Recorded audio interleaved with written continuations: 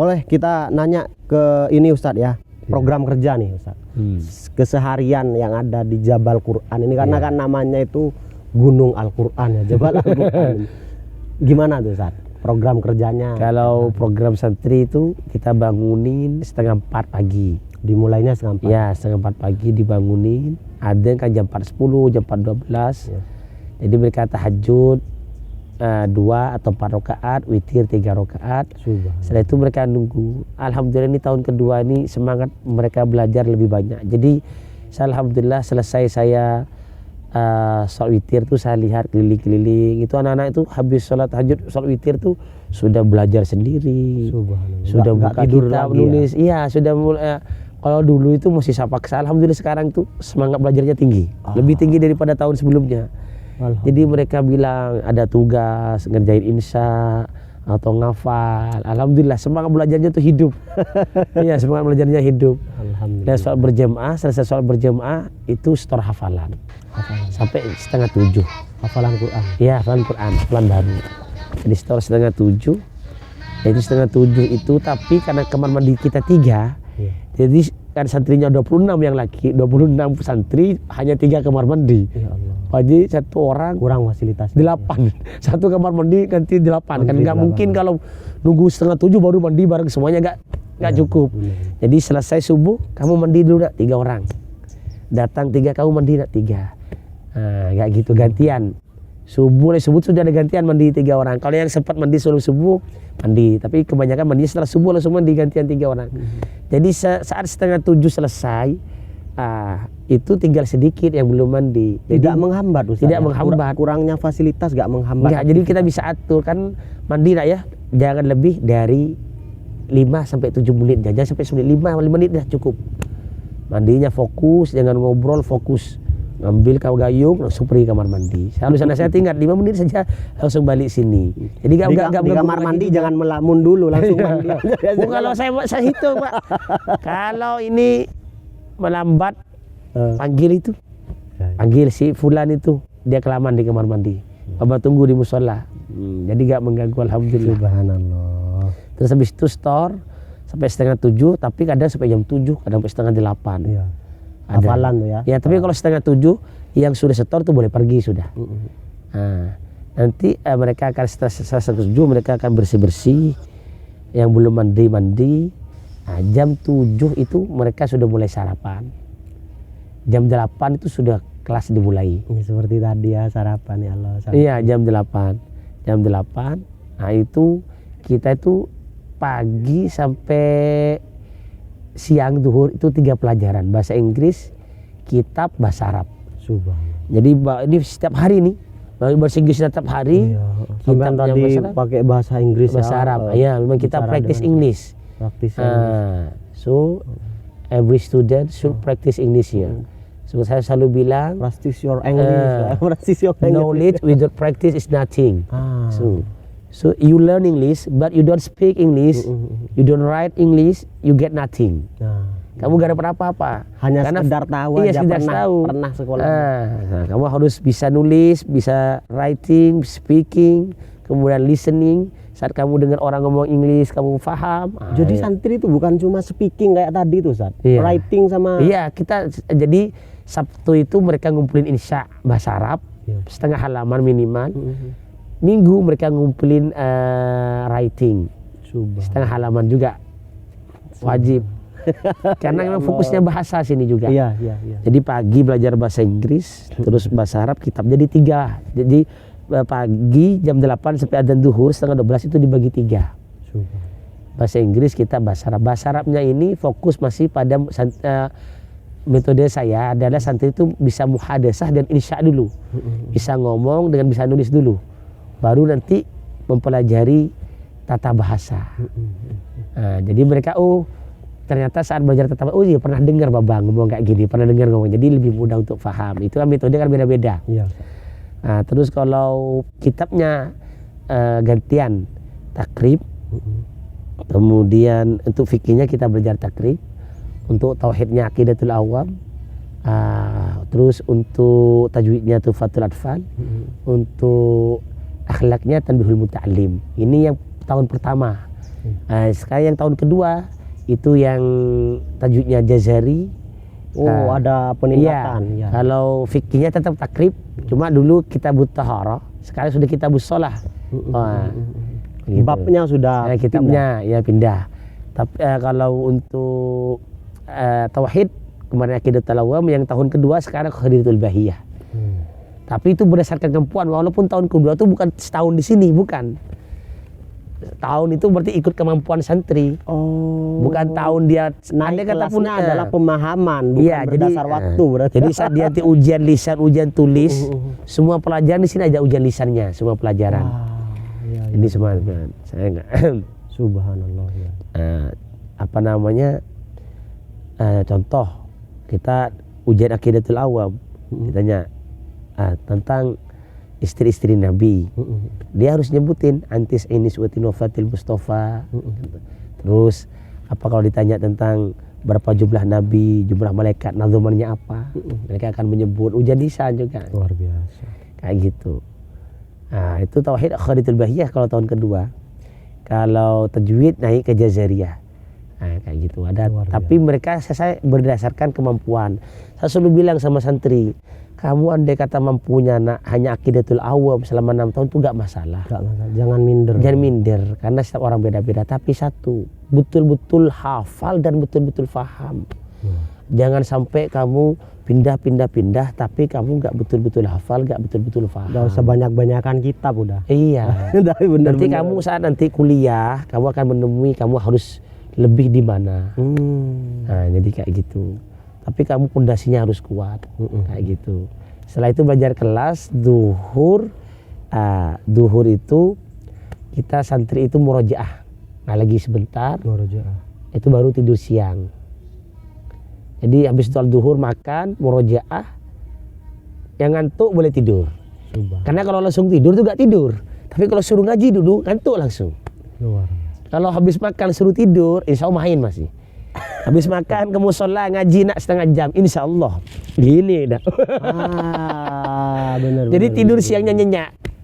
Jadi sebelum adzan asar kita bangunin, adzan asar tuh murojaah sampai jam 5 kurang seperempat. Sampai jam 5. Itu murojaah. Kalau maghribnya lambat sampai jam 5. Langsung bersih-bersih makan malam. Jadi makan malamnya sebelum maghrib.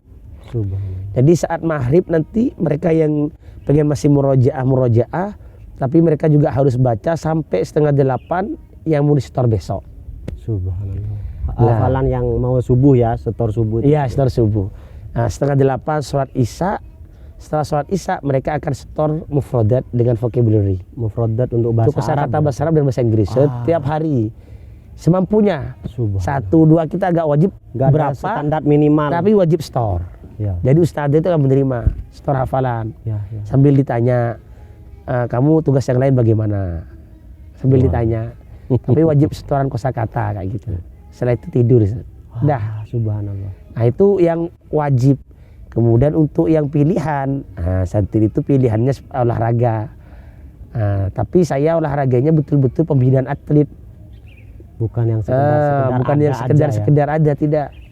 Memang pembinaan atlet 2. Santri itu milih sepatu roda atau panahan. Sebelumnya ada renang, tapi sudah renangnya kolam renangnya itu kadang buka, kadang tidak buka kan.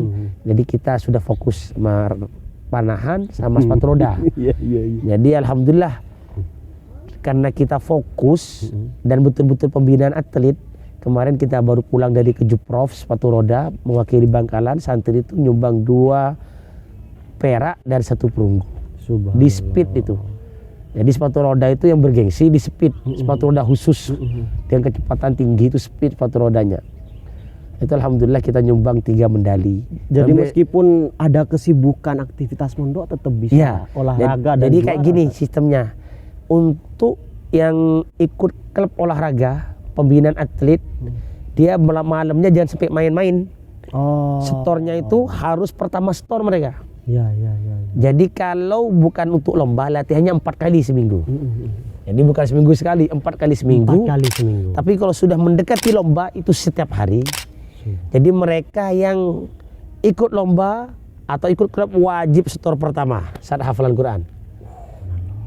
Karena emang olahraga Tak itu kirain, bikin tambah kita semangat, seger gak ngantuk kan. Kirain karena supaya juara ya udah gak usah ngafalin selama 1 bulan. Oh, enggak, Nggak malah ada. enggak ada kan Quran yang pertama. Iya. Jadi tujuannya mereka sini kan menghafal Quran, ya lebih pada ilmu agama. Iya. Nah, itu kan kewajiban santri. Jadi saya bilang, saya buka ini benar buat kalian bahagia biar gak bosan, tapi Bukan hanya untuk itu saja. Tapi ini kita hanya betul-betul pembinaan atlet. Saya serius. Makanya itu saya ikut pelatihan atlet, pelatihan pelatih saya ikut di Malang. Pelatihan untuk jadi pelatih sepatu roda itu saya ikut. Iya. Jadi Ustadz, saya kemarin sempat mewawancarai ketua KONI Bangkalan, Iya, Pak Fauzan Ja'far itu. Itu kayaknya pasti disupport banget deh kalau beliau. iya, alhamdulillah beliau kan pernah nelpon saya juga beberapa kali itu selalu mendukung saya terusan untuk pondoknya. Iya, karena saya memang saya sendiri memang suka olahraga. Iya. Dulu pernah aktif di bela diri, tapi bahkan pernah sekali utusan Sumeneb di lari jarak jauh di Stadion Kanjuruhan Malang. Jadi memang saya suka olahraga. Gimana support dari pemerintahan? Nah, itu ya kita berharap lebih lah. Semoga KONI ini mampu membantu kita minimal lah untuk mengadakan untuk pengadaan sarana. Dan kalau kita lomba-lomba itu kalau bawa nama Bangkalan ya kita didukung gitu.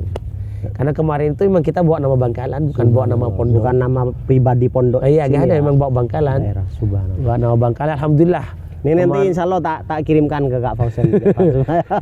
Jadi alhamdulillah kemarin itu Pak di Kejupraf itu Bangkalan itu dapat ini.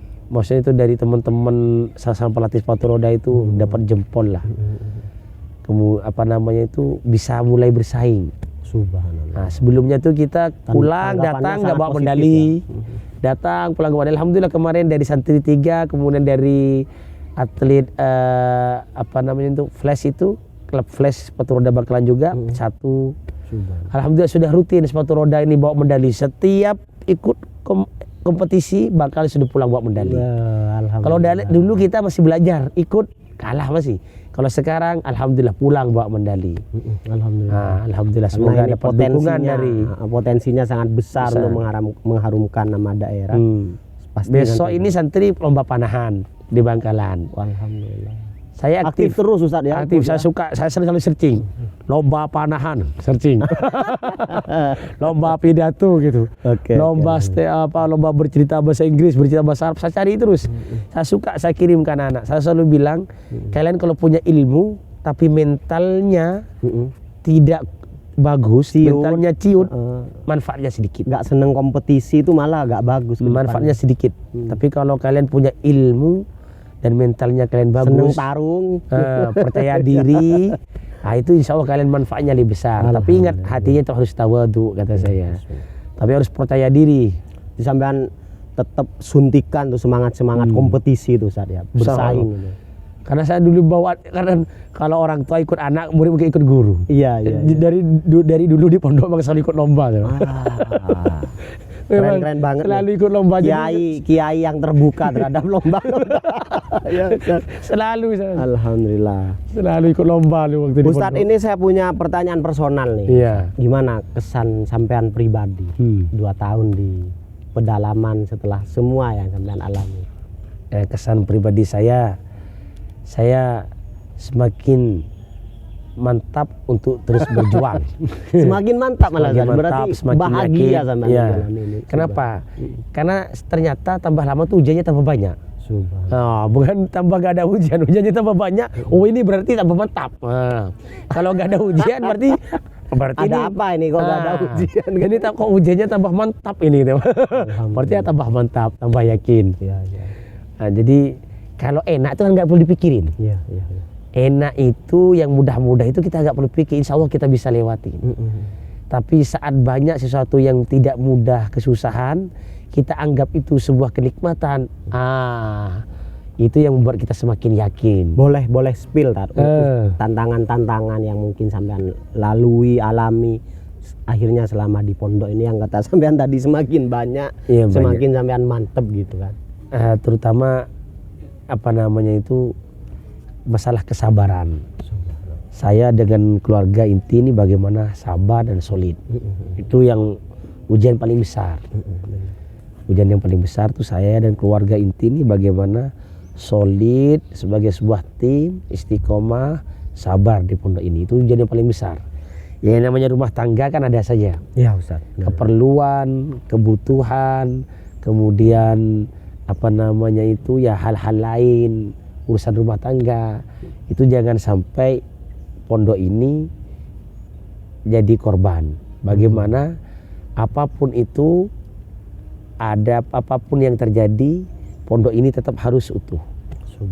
Jadi harus bagaimana itu kita mikir untuk pondok.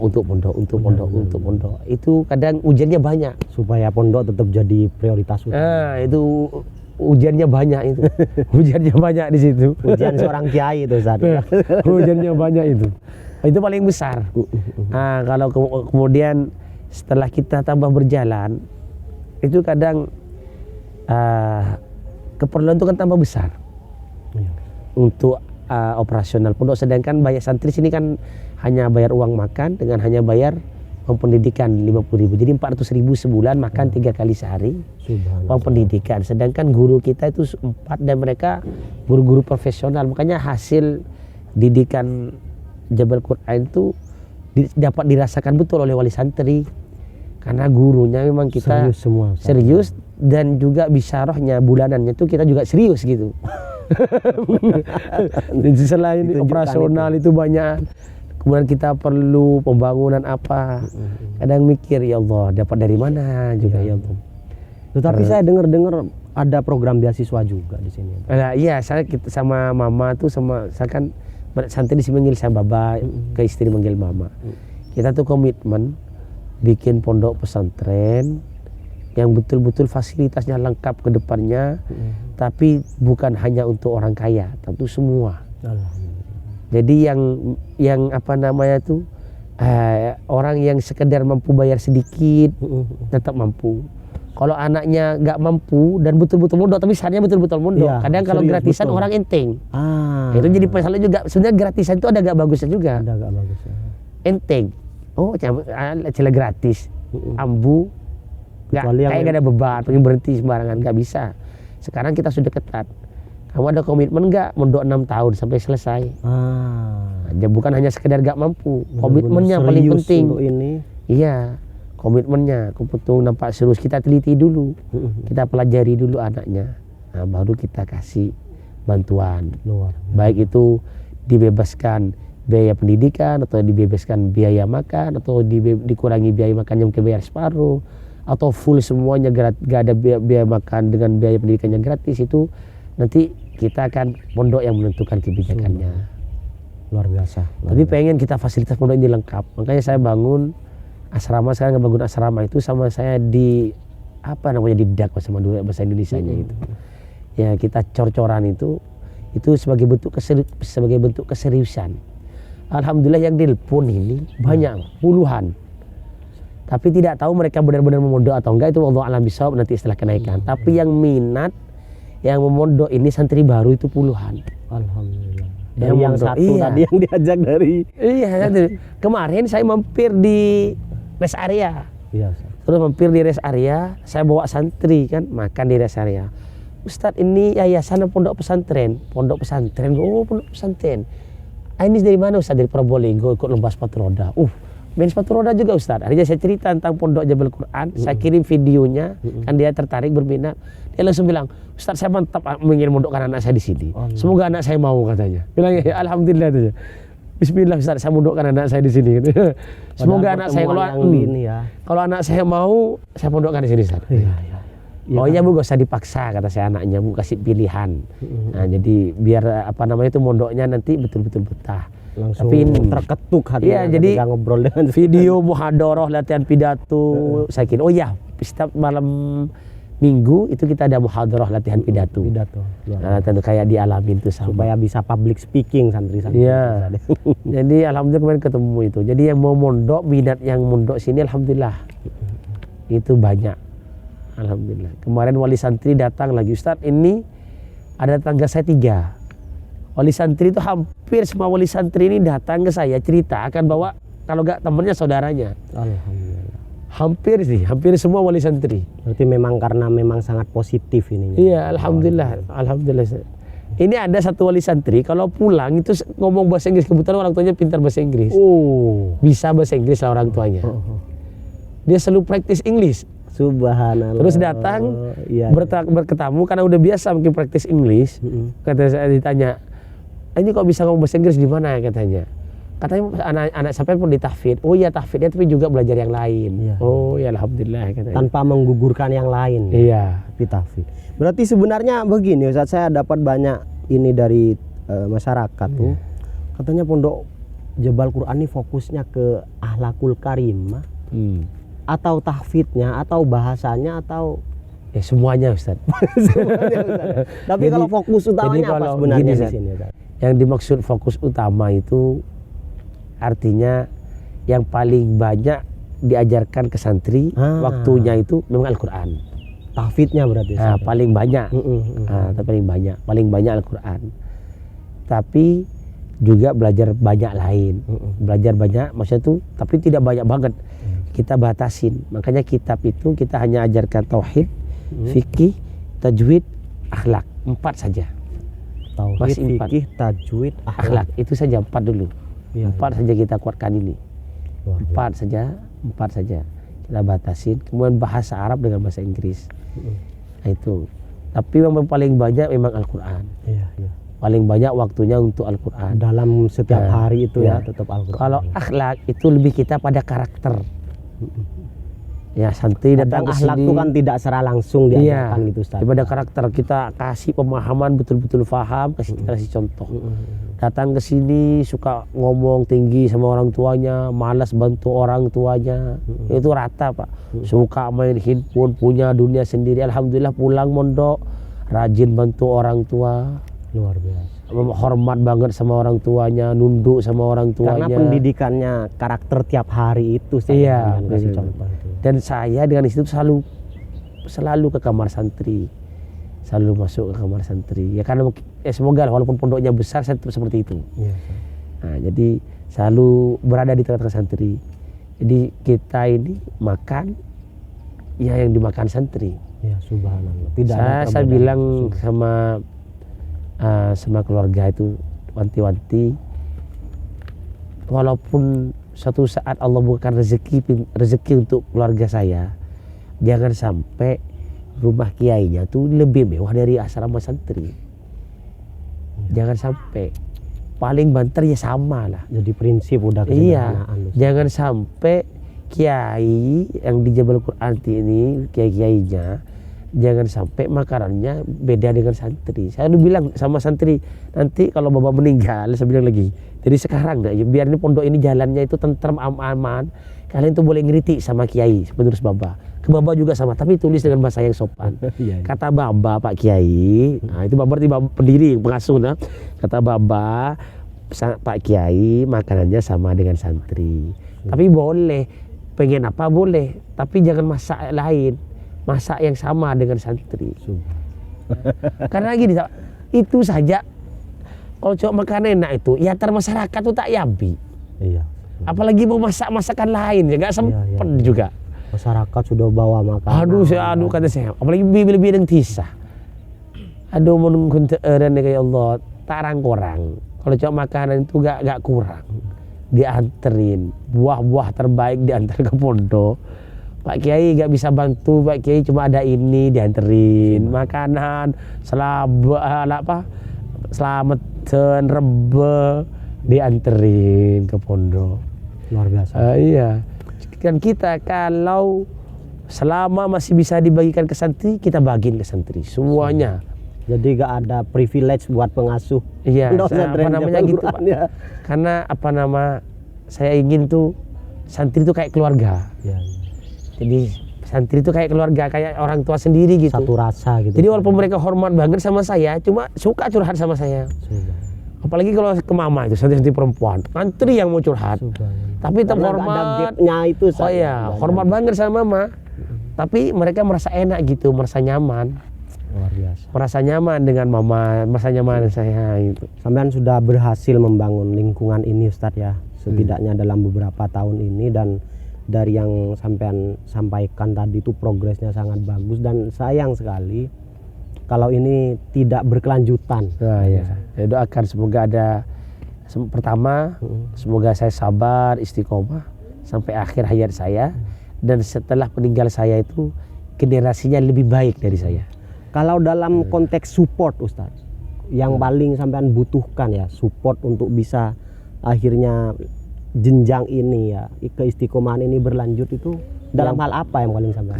Support yang paling penting itu saya perlu itu bantuan doa yang betul-betul ikhlas. Ya Allah, semoga Baba Mama sehat, semoga Baba Mama sabar, istiqomah, walaupun hanya doanya pendek misalnya seperti itu, tapi betul-betul doanya gitu ya, iya, betul-betul dari hati gitu. Nah, itu kan jadi power sendiri, jadi dorongan kekuatan sendiri itu. Sudah itu aja. Nah, jangan asramanya tidak jadi. Asramanya gak jadi, masjidnya gak jadi, gak jadi.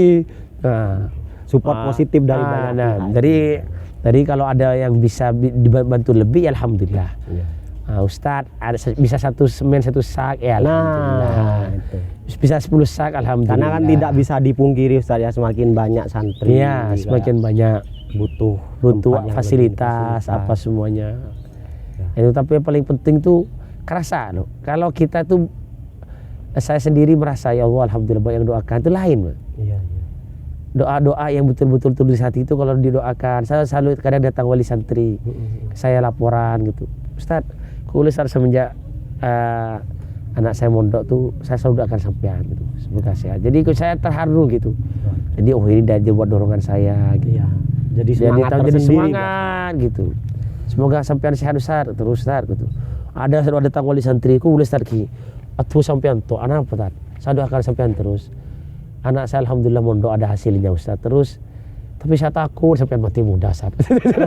Jadi gitu. Ampun apa Pak, kalau ajar nih, kalau sudah ajar terus tidak bisa berubah itu Pak kepikiran Ustaz. Ya Allah, semoga sampai panjang umur Ustaz, saya doakan panjang umur sampai ada generasinya yang lebih baik. Oh amin, alhamdulillah gitu. Ya, nah, itu kalau kayak gitu kan semangatnya tambah saya Pak. Ya Allah, alhamdulillah ada dukungan kuat gitu. Nah, itu yang saya betul-betul perlukan. Karena kenapa? Karena untuk mengarungi, sebenarnya kalau saya lihat pada diri saya ini, makomnya itu bukan di sini, bukan pengasuh pondok. Saya itu suka ngajar saja. Sedangkan kalau pengasuh pondok itu makomnya telaten. Jaga kesehatan santri, jaga semuanya, jaga fisiknya, jaga hatinya tetap nyambung sama Allah. Jaga bagaimana orientasinya itu selalu Allah gitu. Tapi tetap semangat ini, semangat itu. Itu sebenarnya bukan makom saya, cuma ya karena dukungan doa-doa dari wali santri, dukungan doa-doa dari teman-teman semua. Itu akhirnya saya bisa sabar, bisa istiqomah pelan-pelan gitu. Tapi bukan untuk bukan karena tidak percaya ajal ya Ustadz ya, tapi supaya misalkan apa yang bisa sampean selagi ada kesempatan ini sampaikan untuk generasi-generasi selanjutnya. Sebenarnya harapan besar sampean nantinya ya untuk pondok ini di masa depan tuh, untuk alumni-alumni Jabal Quran tuh apa? Ya itu saya selalu sampaikan ke santri saya. Kalau pondok ini tuh ingin terus berkembang, pertama kalian harus sholat jemaah. Kalau kalian sudah jadi alumni balik ke pondok, ingat kalau ada yang gak sholat jemaah, suruh sholat jemaah. Kalau ustadznya, kiainya gak aja saja, ingetin untuk terus sholat jemaah. Yang kedua, disiplin harus ditegakkan walaupun ke anak baba sendiri. Disiplin harus ditegakkan walaupun ke anak baba sendiri. Ya harus ditegakkan walaupun ke anak baba sendiri. Kalau dia memang terdaftarnya sebagai santri di sini, disiplin harus ditegakkan. Selama itu hidup di sini, siapapun itu mau harus ditegakkan. Kalau enggak, nanti ada anaknya ustadz ini, nggak bisa ditegakkan disiplin, asing tinggal tunggu hancurnya. Yang ketiga, jangan pernah merasa puas diri. Terus berkembang, terus berkembang. Nah, kalau ini dipegang sama kita nih sama pondok, insya Allah ila yaumil qiyamah. Jadi berjemaah, disiplin ditegakkan. Itu kemudian kita terus berkembang, jangan berpuas diri. Insya Allah Allah jaga itu. Subhanallah. Nah, tapi kalau yang 3 ini ada yang nggak ada, apalagi soal jemaahnya nggak ada, dicabut dah barokahnya. Menuju kehancuran sudah, Ustaz. Ya, iya. Oke, alhamdulillah, subhanallah, saya merasa sangat berharga Ustaz bisa berdiskusi dengan sampean, banyak insight yang bisa kita terima, terutama dalam hal-hal yang prinsip ya, seperti berjemaah, terus kesederhanaan tadi. Alhamdulillah. Mungkin itu saja obrolan kita dengan pengasuh Pondok Pesantren Jabal Quran, Ustadz Muafiq. Semoga diberikan keberkahan selalu untuk Jabal Quran. Amin ya. Doa-doa terbaik dan semoga support yang tidak hanya doa tadi juga diberikan kelancaran untuk Jabal Quran. Amin. Mungkin itu saja teman-teman. Salam ngopi-ngopi.